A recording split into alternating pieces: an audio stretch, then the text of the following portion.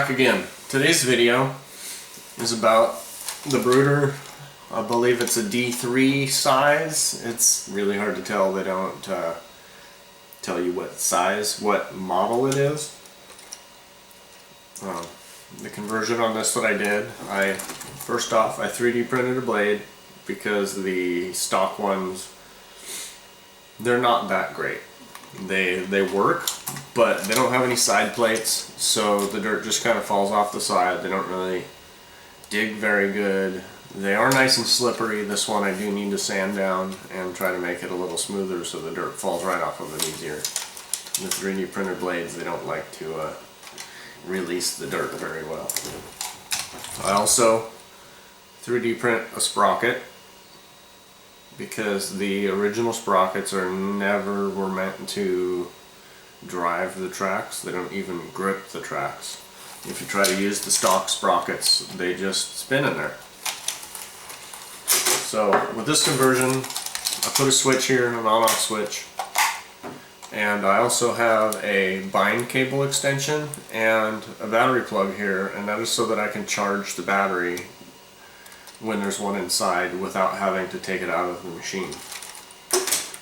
So to pop these ones open after I convert them, all you gotta do, I don't have a screwdriver on me, just stick a screwdriver down here in the back, pop it open, and then pop the front. Sometimes they're a little sticky. There we go. This one doesn't have some of its body in there because I like the look of them without.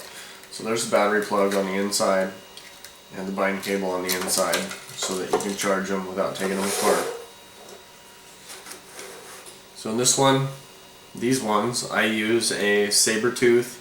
I believe this is a 2x5 speed control so that you can run both track drives without having to have multiple speed controls and be able to use one stick for steering and forward and reverse motion. So there's the two wires for the speed control. This one is for the blade to make it go up and down.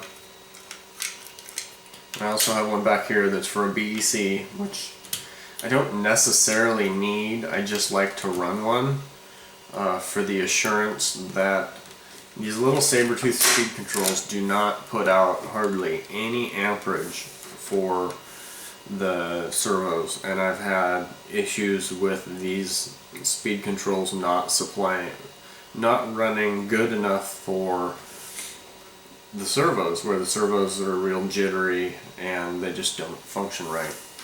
So for the track drives, it's two servos in there with the mounts cut off of the end that has the servo horn, with the mounts retained on the other end, and I cut a little piece of aluminum for a bracket to attach them.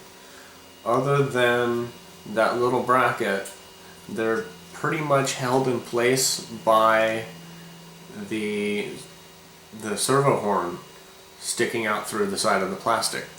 With these ones, you don't have to cut hardly anything other than a hole on the bottom to fit these in there. You have to enlarge the hole that the stock sprockets go on, but it's really not difficult. If you guys would like to see me build videos on these, let me know in the comments. I have other Bruders that I've done conversions on. I was actually selling these ones for a little while. I sold 3 or 4 of them. They're relatively easy to convert.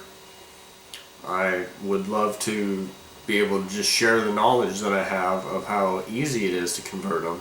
And if you have 3D printers, I could even make the 3D printed parts available for download somewhere. I think Thingiverse, you can upload stuff there so that people can download them and print out whatever.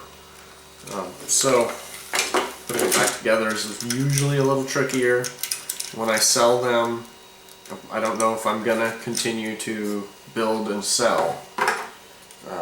just because it's a lot of time, a lot of effort, and mainly time that I don't really necessarily have, but I am more than happy to build videos. So let me know in the comments. I know I've said it already, and I said it a bunch in my last video. Let me know, and I will do build video series if there's enough interest. If there's not enough interest, I won't worry about it. But if there is enough interest, I know a lot of people do this kind of stuff that when they do sell them, they want to be all secretive about it and not show anybody how to do it. But I would rather show people how to do it so that the people who don't have enough money to just buy one can build one. There's maybe, I gotta think about it for a minute because it's been a while. I might have $120 into building this, not including the 3D printed parts. So you can build one of these relatively inexpensive. So let me know what you think in the comments. Please like and subscribe, and till next time, this is it for today.